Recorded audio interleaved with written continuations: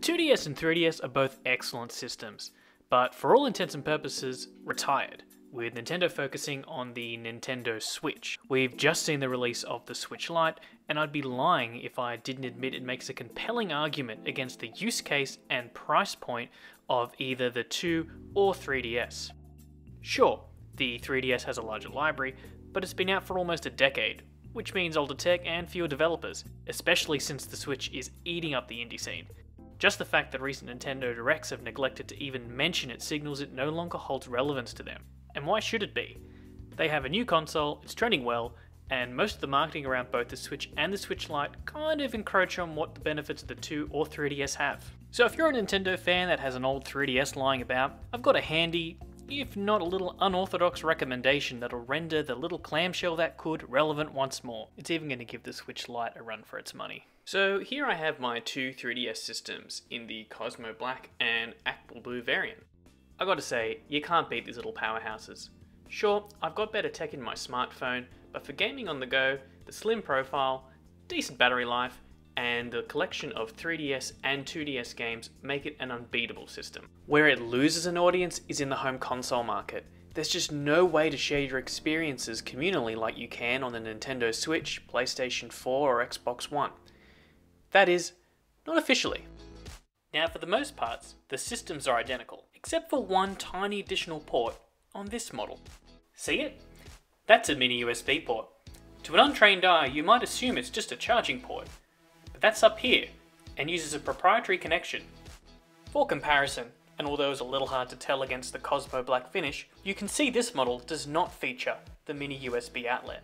As you can see, there are no other markings or connections inside the unit, making the port rather discreet. So together with my computer and a mini USB cable, I could finally show you all what will make my 3DS a major disruptor in the Switch Lite market.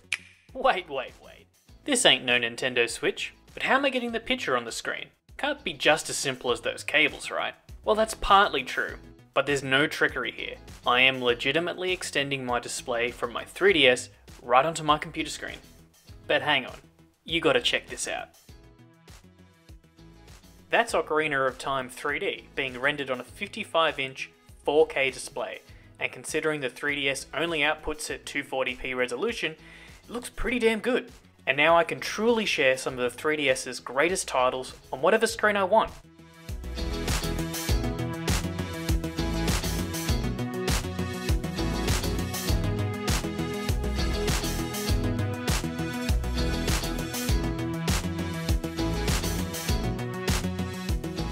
Now, with Link safely back in Kakariko Village, we can talk about the logistics of the hardware and software I'm using to run my 3DS through an external monitor.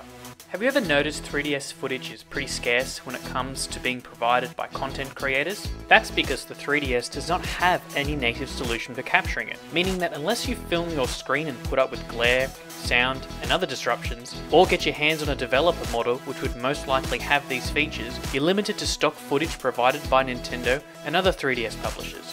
Sorry Link, we're throwing you in the deep end again, but come on. We all know how this story plays out. And if you're interested in slaying the Great King of Evil on your own big screen, you'll need to install what's known as a capture card.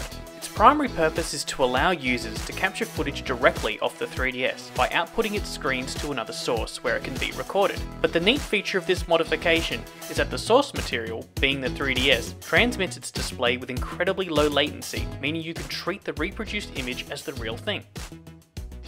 Within the capture card software, you can decide the aspect ratios of the second screen, or place them side by side.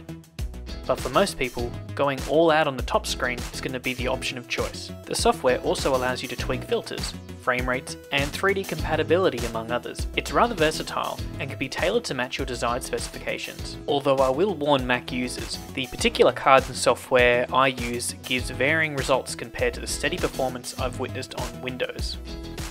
So why did I decide to get a capture card? Well, I'll have to take you abroad to one of my favourite travel destinations to find out.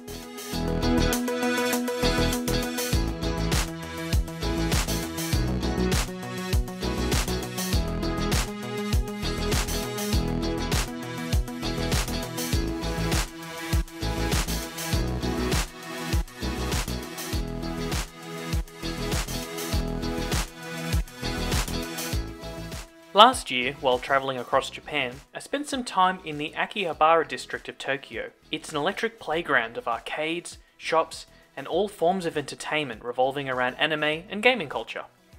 A few minutes walk from Akihabara Station is a console modification studio called Katsu Kitty, who specialise in customising 3DS hardware for capture purposes. I'd never planned to modify my 3DS, and only brought it for the novelty of Street Pass and Spot Pass bonuses. But considering I was quite literally on the doorstep of this unique opportunity, and had some leftover cash from the last leg of the trip, I decided to go through with it. The capture card mod and installation came to roughly $200 Australian dollars, or 135 American dollars at the time of posting this video. I've since learnt that Katsu Kitty is no longer trading, and the only way to get hold of their tech is to get in contact with their European branch. Alternatively, there are other suppliers such as Loopy, who provide the same service, but I would recommend checking out some 3DS modding forums before committing to a purchase.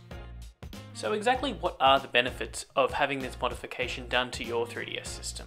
Well, you're giving it a new lease on life, and you're giving it one of the Switch's most coveted features. And not only that, you have the library of 3DS and 2DS games, some of which might not ever get ported to the Switch system. And right now, it's a perfect time to explore your 2DS and 3DS library, with 9 years of content now readily available for you.